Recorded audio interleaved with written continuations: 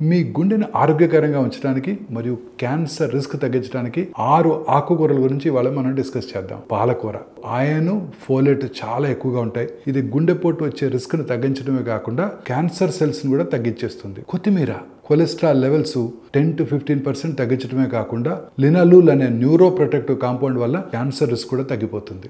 మెంతి ఆకులు దీంట్లో ఫైబర్ చాలా ఎక్కువగా ఉంటుంది. షుగర్ లెవెల్స్ ని తగ్గించి బ్రెస్ట్ క్యాన్సర్ మరియు ప్రాస్టేట్ క్యాన్సర్ రిస్క్ ను కూడా తగ్గించేస్తుంది. బచ్చల కూర ఇందులో పొటాషియం చాలా ఎక్కువగా ఉండి బ్లడ్ ప్రెషర్ ని తగ్గించేసి అందులో ఉండే బీటా కెరోటిన్ వల్ల ప్రాస్టేట్, బ్రెస్ట్ క్యాన్సర్ రిస్క్ ను కూడా తగ్గించేస్తుంది. గోంగూర చాలా పుల్లగా ఉంటుంది కదా, దీంట్లో చాలా ఫైబర్ ఎక్కువగా ఉంటుంది.